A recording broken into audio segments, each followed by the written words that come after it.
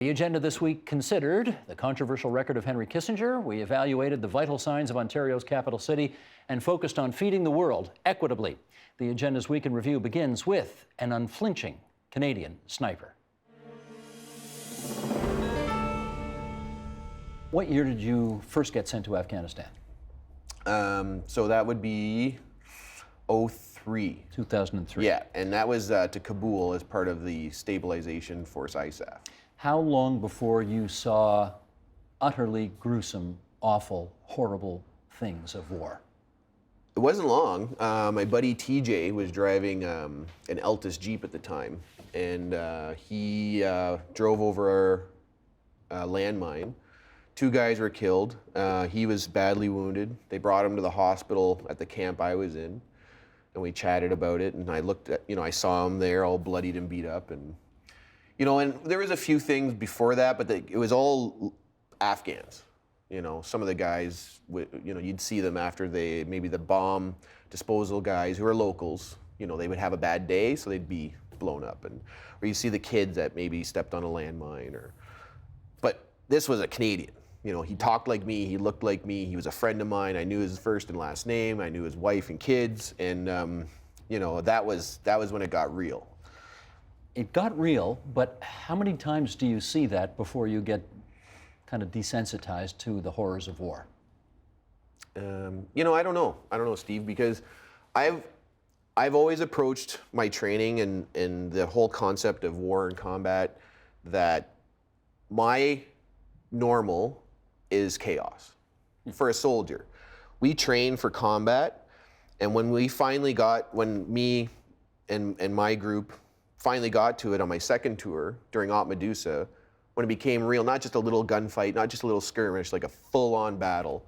It was burning vehicles, explosions, machine gun fire, death, and people being wounded. And to me, I had always been trying to prepare my mind for that.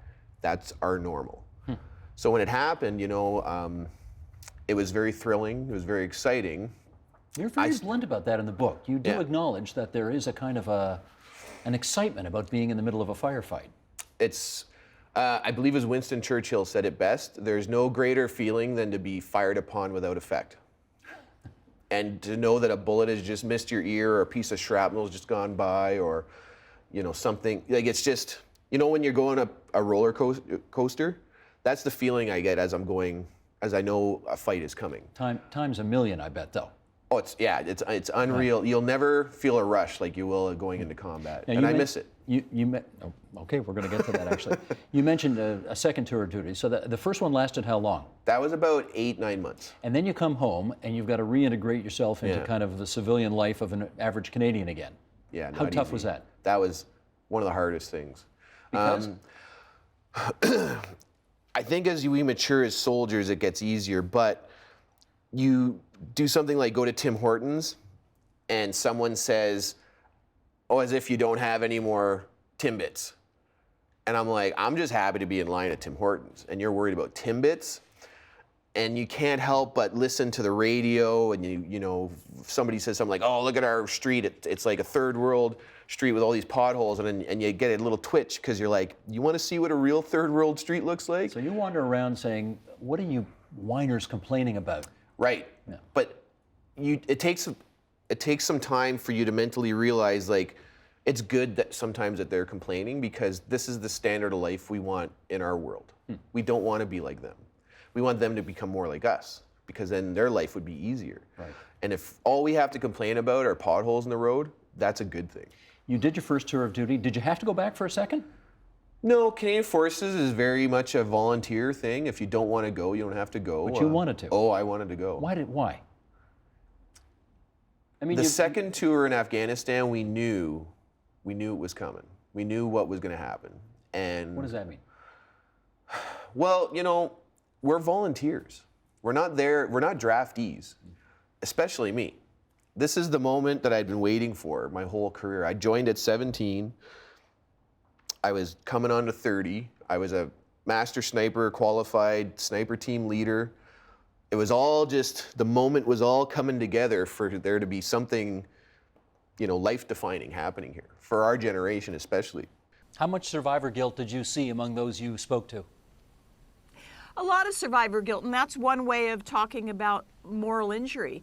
But in addition to survivor guilt, there's also sometimes a shame that they just couldn't do more, for example, to help civilians. And in part, there's also a lot of anger that part of the reason they couldn't do more is because they were with very corrupted partners. In the case of one guy I talked to, Major Hall, he both had a commander that wasn't giving him resources to do what he had to do, which is essentially bury civilian bodies in Iraq. And he was also working with the Iraqi Defense Ministry and Health Ministry in those early days after the siege of Baghdad, after 2003, where he was between a rock and a hard place. And he had lost his resources, which was to kill and destroy the enemy. He couldn't do that. That's what he was going to do in Baghdad. He was essentially going to build cities and lay sewers and help civilians. But in that activity, which is what a good person can do, help the civilians who are non-combatants caught often in the crosshairs of fire, he got hampered. And so his moral injury was shame that he couldn't be a better man and enormous anger that the resources weren't there, including from command and partnerships that would allow him to do that. Well, let's compare and contrast for a second then, because I know you thought that Brzezinski was a resilient guy with a good temperament, and he is dealing with his moral wounds in the best way he can. What about those who aren't so resilient and don't have that kind of temperament? How do they deal with it? Well, that's a great question. The best, well, a number of ways.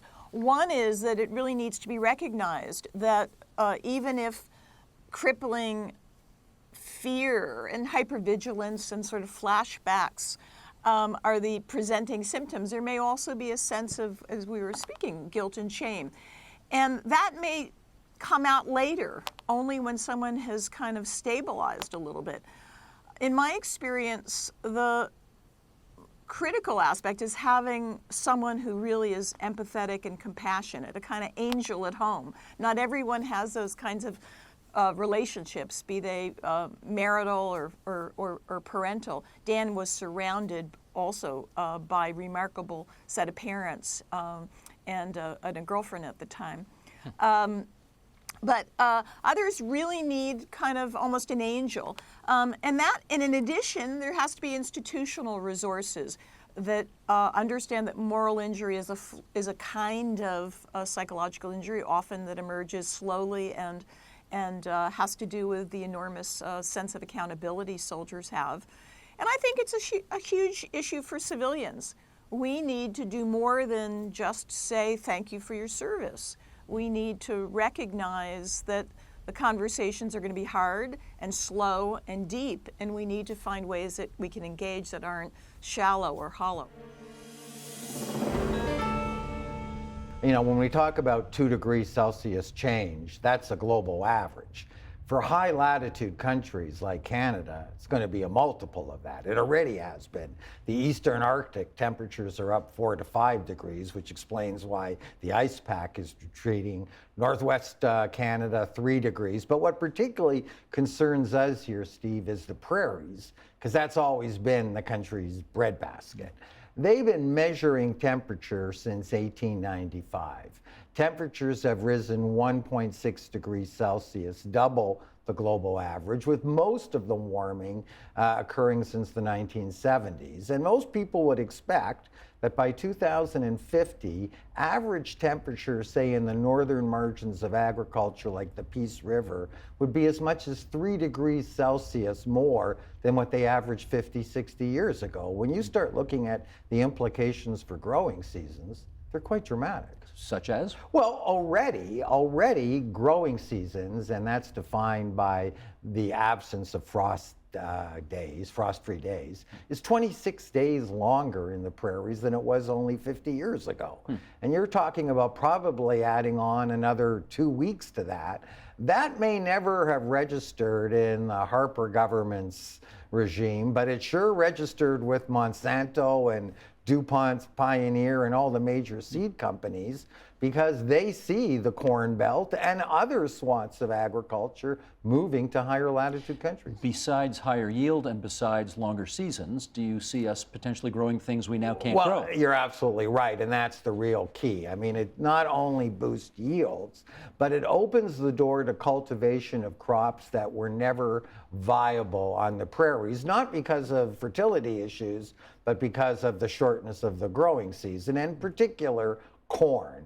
And, you know, companies like Monsanto and DuPont Pioneer are spending hundreds of millions of dollars developing hybrid corn, particularly suited for the Canadian prairies. And if you're wondering, well, what's the big deal about that? Well, just compare an acre of farmland in Illinois with an acre of farmland around Saskatoon, and you'll see what the big deal is about, because of course farmland is a function of cash flow, which is a function of what type of crops you're growing, and even compare southwestern Ontario, where you can grow corn and soybean, with the prairies, and there's a huge difference in farm values. So let's go with your first premise then, that food production dips, that there will be more food shortages around the world. Based on your experience looking at food shortages that take place now, what happens to countries where that transpires? Well, it's really interesting. When we think about this, we have to avoid the sort of simplistic argument that that hunger breeds conflict and desperation. So the old Bob Marley quote is, "A hungry man is an angry man." And with all respect to Bob Marley, I don't think that's quite right. Often what we see happening in cases, say, as widespread as the French Revolution or even the Rwandan genocide, what we see are crop failures causing the rural economies to decline. And this creates a reason, or becomes one of many reasons, that people say migrate to cities. They're ill-equipped without the infrastructure. And in these ill-equipped, economically deprived cities, then people start coming in conflict or in contact with each other, say for the first time, between rival groups. They become exposed to political corruption or inequality. And it's in that context of political inequality and corruption that then food protests start emerging. Protests then start perhaps spreading. So we know, for instance, that the French Revolution started on the heels of El Nino-induced crop failures that brought people into Paris, where they started protesting food prices. We've got lots of other examples like that throughout history. Okay, that's 1789. Let me bring you to present day, which is, as you look around the world today, do you see any countries that are in the midst of either great tension or even war prompted by food insecurity? Yeah, it's a great question, and increasingly climate scientists are pointing out that Syria had a huge drought between 2006 and 2009, and the climate modelers that have been looking at this have even speculated that this drought was directly caused by anthropogenic greenhouse gases, so it was caused by climate change. And that, again, so undermined those rural economies that farmers left their land and moved into the cities, where they became exposed to political corruption and ethnic tensions and whatnot, and things quickly escalated. So there is an argument that the Syrian civil war comes out of an environmental crisis. It wasn't caused by the crisis, but that environmental crisis helped catalyze the series of events that lead up to the civil war. Hunger doesn't capture the full scope of the problem. If you say, are you hungry, it means one type of a thing, and it's very hard, it's a very subjective sensation. But food security goes far beyond that to measure everything from mild food insecurity, which is defined as the worry that you won't be able to put food on the table, to the actual missing of meals for a day or more. So it's defined as moderate and all the way to severe. So by that measure, by the full measure, there's 4 million Canadians that are food insecure. And also in the past, people have used food bank usage as a proxy for hunger, but that doesn't fully capture the problem either, because we now know that probably only a quarter of the people who might want to use or might need to use a food bank actually do. So you're saying more than 10% of the people in this country either don't know where their next meal is coming from, or fear that their life is so precarious they might be in that soup. To use a bad metaphor there. Yeah. Huh. Okay. I think it's fair to say that most people probably think of this as a kind of big city phenomenon. Yeah. But I note you've got a food center open in Stratford, Ontario, yeah. in Perth, Ontario. Yeah. Does food insecurity look different in a smaller place as opposed to the big city? It doesn't. I mean, it's it's people who live in that town, that looks different. So the demographics of that town are the ones that are the people who are food insecure there. But it can be worse. Though we have a great deal of concentration of poverty and food insecurity in Toronto, we also have a lot of services that people can access, and a lot of social service agencies, and things are closer together. That they may not have in rural Ontario. In the Perth, they don't even have a transit system. So if you're outside of town, it's pretty hard to get around to access what services there are, and there just aren't that many because there isn't the population base or the funding base to support them. Let's go back. Let's go back more than 90 years. The first new thing I learned about Henry Kissinger in your book is that his name actually wasn't Henry. What was he born? Heinz Kissinger. And what was his family life like back in Germany, where he was born? He was born in a little German town called Fürth, next to Nuremberg, sort of industrial manufacturing town, not very pretty. And he grew up in a relatively orthodox community. His father was a school teacher, respectable profession, teaching at the girls' secondary school in Fürth.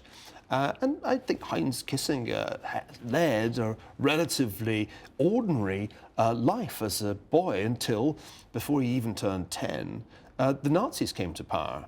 And from that moment on, he found his rights, like the rights of all other German Jews, being whittled away, including the right to go and watch soccer, which was his great passion as a boy. He loved soccer, and of course there will be soccer, of course, a great strategic tactician's game.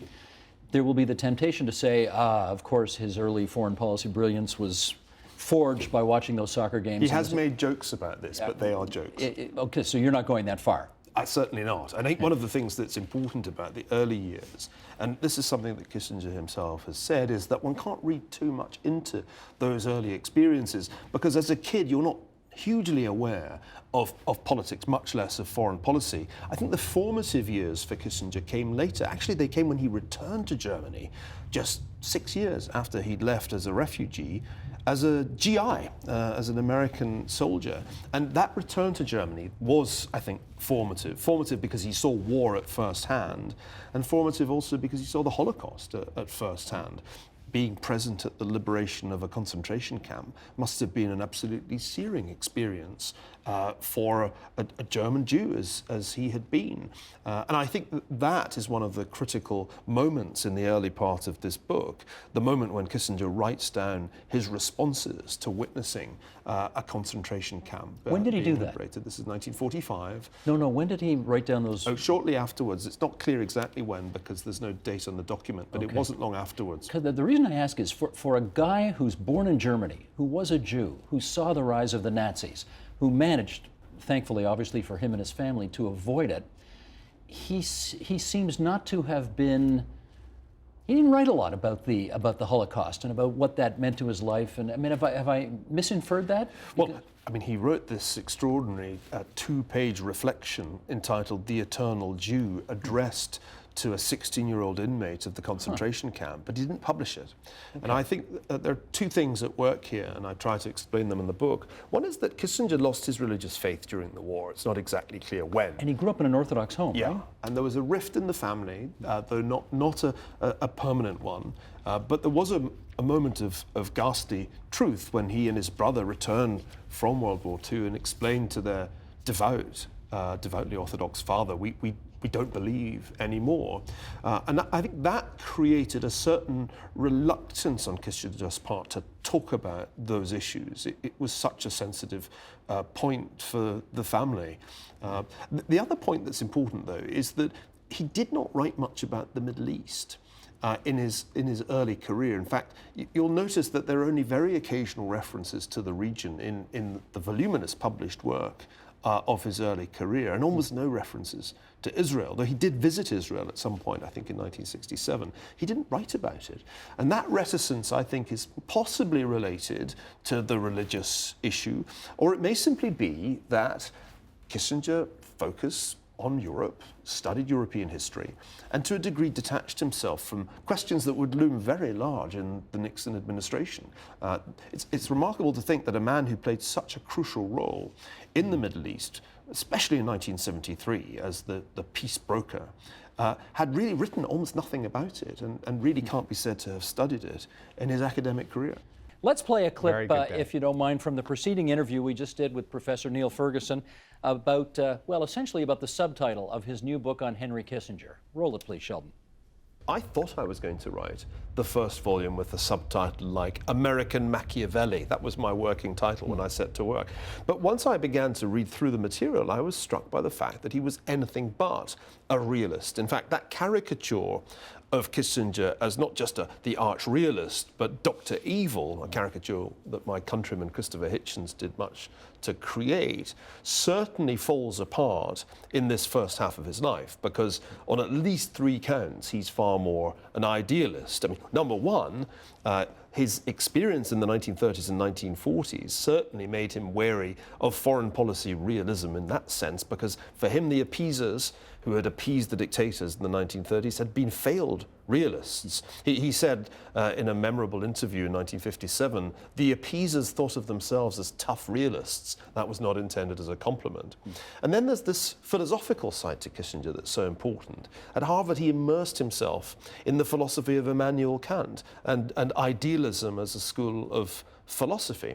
And finally, and I think this is a really key part of the argument, for Kissinger, the Cold War was not just a struggle between economic systems, it was a struggle between totalitarianism and the idea of freedom. So I show that in the first half of his life, he really was the idealist. The second volume will unquestionably have a different subtitle. Janice, let's pick up on where he ended off there, and namely the Cold War. Do you think that was fought on idealistic or realistic grounds? Well, you know, it's that's what's so interesting, Steve. It's a mixture of the two. I mean, Neil Ferguson has, I think, an important point here. We tend to think of Henry Kissinger as the arch realist, and there is certainly a great deal that he says later in his life that suggests that that's indeed what he is. But he's also an idealist at the same time, because he's motivated by a fight against what he considers evil. And he represents the forces, he's mobilizing the forces of good against the forces of evil. That's an idealist perspective.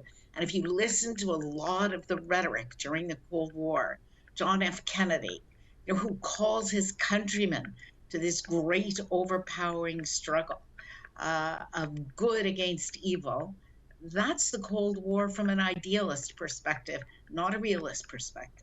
Randall, let me get your take in as much as, do you believe that democracy promotion by the West works? Oh, no, it definitely does not work. Doesn't mean that we don't like democracy, but we tend to like democracy when it supports American Western values and interests. We don't like democracy when it doesn't do those things. And we've shown throughout the years through disastrous wars that we fought that you can't export democracy. You can't change people's minds through guns and the military. So, well, certainly, let me jump in here. Certainly, recent history in the Middle East would suggest that you're right, but let's go further back. Right. Let's go back to the 1990s, the 1980s, when the Iron Curtain fell down. Didn't America, in some respects, influence and export democracy to Eastern Europe? Yes, it's certainly to some extent, but what you're seeing is a realist would say that American power at the end of the Cold War was unchecked power. And unchecked power, no matter how benign its exercise, is capriciously exercised and a danger to everyone else in the system. And democracy promotion, which has always been one of the capstones of American foreign policy, was clearly a milieu goal, a non-security goal. The U.S. promoted the expansion of NATO. And what we've seen recently with Russia and Ukraine is how this has come back to bite us. You gave a speech the other day, and it's in the report as well, and I want to go through what you're sort of calling a grand agenda for the capital city of Ontario. Sheldon, if you would, let's bring these 6 points up. Your grand agenda includes, first and foremost, give up the old wars, the old city versus the inner suburbs. Number 2, build on the legacies of the Pan Am Games, both social and in terms of infrastructure. Number 3, find sustainable new revenue sources beyond the property tax to fund the renewal of future infrastructure projects. Number 4, abolish carding by the police. You say it erodes trust among young, diverse men in whom we need to build trust. Number 5, place. matters. And no place matters more than public spaces, especially outside the core of the city. And finally, number 6, willpower, focus, hard work. The quote, Rosedale should cross the street. We'll talk more about that later. Walk through the city, see what you can do. And for those people who are outside the capital city and wonder what these big turf wars are all about, in Toronto, this is what the city essentially used to look like back in the pre-amalgamation days. So we're talking about before 1998. You had the old city of Toronto in red, and then you had the so-called inner suburbs, Etobicoke, North York, Scarborough, places where Rob Ford was particularly popular, championing those inner suburban versus old city issues. And I guess I want to start there. For people who live outside Toronto and who may not be familiar with these turf wars, what's the issue here? Well, they're political, and that's the point to take away. So 1998, we had amalgamation that took place to bring these all together into what everybody knows now as the City of Toronto. But we're still having a little bit of a hangover from 1998. And when it comes to looking at issues for the city, when it comes to affordable housing, transit, youth unemployment, some very important issues for the City of Toronto, a lot of those issues are breaking down in accordance with the old pre-amalgamated city. It was somewhat of a forced marriage at best. And here we are in the hangover of it. Now, what I'm not saying is that everybody has to become the same. We've got 140 different neighborhoods in this city. That's fantastic. It's enormously popular. It's great diversity. But when it comes to how we're thinking about tackling our problems going forward, we need to think of one place, not as the 6 former pre-amalgamated. Here's where I'm going to put on my devil's advocate hat and say, okay, that's all well and good to say, but the reality is the people who live in the inner suburbs and the people who live in the old city, they do not see the city the same way. Their priorities are different, their values are different, their needs are different, and your well-intentioned call for one city is going to go on deaf ears because everybody just sees the city in a different way depending on where they live. Okay, your turn. So there's no doubt, everybody in the city sees it, a function of where they live, where they work, and what they see in between. One of the powerful aspects of our Vital Signs report is that we bring those realities together so we can inform people so they can get better engaged in their city. That doesn't mean they're any less engaged in their communities. The point that we're trying to make is that we need to start working together more collaboratively and think of our city as one unified city to be the driving measure of this region. There aren't any successful city regions around the world that don't have a very strong, successful city at its core. And the issues that we're looking at, affordable housing, transit, youth unemployment, all those require a concerted and collaborated effort. So we don't get to go hide in our communities anymore. Although we have diverse opinions, we have diverse views of the world, and of course we have ethnic diversity across the city. So we need to leverage that as a strength, but start thinking more as one. That's what it was 10 years ago. The Green Belt on the northwest corner of Lake Ontario, wrapping around Hamilton, coming underneath the south side of Lake Ontario as well. 7,300 square kilometers. It's one of the largest green belts anywhere in the world. And I think, Marcy, maybe we should just start with some background here. When the McGuinty government put this together 10 years ago, what was the overarching mission of what it wanted to accomplish? So it really came out of a campaign promise that McGuinty made to set aside 1 million acres of, 1 million acres, that's a big number, 1 million acres of land to put it under permanent agricultural, put it under permanent protection from urban development. That was the juxtaposition was. So prevent sprawl, in other words. That's right. We want to protect this land, we don't want urban sprawl here. That's right. And so the land contains, the land area contains some of the best prime agricultural land in Canada. It contains natural heritage features such as wetlands and woodlands, river valleys, and areas of natural and scientific interest. And it was really created as a legacy for all Ontarians and built on the preservation and conservation legacies of previous governments. Because it does include the Oak Ridges Moraine that was brought in under Premier Mike Harris in 2001. And it also includes the Niagara Escarpment Plan, which was brought in under Premier Bill Davis in 1973. And so it was the Liberals' attempt to add on to that legacy, I think, that conservation legacy. Gotcha. Keith, how did they determine what went, because these lines obviously had to be drawn by lots of experts. How did they decide what went in the Greenbelt? How did they decide what didn't need to go into the Greenbelt? Well, that topic has certainly been a matter of discussion for a number of years, especially when the Greenbelt was first established. And realistically, you'd have to speak to the government to see how they came down to their final indication of where the greenbelt was going to be, the lines. Some of it was natural boundaries, such as trees or rivers. Some of it was municipal boundaries. Some of it was road boundaries. Some of it was where the property lines laid, and so that's really how they determined where it went. Overarching, it was to more or less surround the entire GTA, and as Marcy alluded to, also include the 3 previous land use plans that were in place at the time. There were some allegations at the time that while science, pure science, was going to determine what went in and what didn't go in, maybe a little political science actually went into the drawing of the boundaries. You want to say yes or no to that? I don't know is the right answer, because I really don't know. There's lots of, as I say, there's lots of talk out there of how some people got in, some people didn't. At the end of the day, the government made the decision, and that's where we're at today. Okay. Joe, were you satisfied as a guy who represents home builders in the province of Ontario? And I guess I should say, full disclosure off the top here, my brother's one of them, runs a company, a home building company in Hamilton. Were housing developers, generally speaking, pleased, not pleased, content, not content with what went in and what didn't go in the Greenbelt? I think what's important to remember here is that it was part of a campaign commitment. It was a consolidation of a number of other plans. But I think what's important to remember is that, and what people tend to forget is, although you have a Greenbelt, the complementary piece of legislation that came forward with it was the growth plan. And that's where our industry and our members have really been focused on, is making that growth plan work. And so what you have to understand is whatever's not in the Greenbelt is in the growth plan, and vice versa. So, we tend to spend more time talking about the need to get the growth plan right, trying to figure out exactly how we're going to build our communities to 2041, which is the sort of the next horizon for planning. Talking about how we make the growth plan a better economic plan, how we bring more housing supply to the market, how we support transit-oriented communities.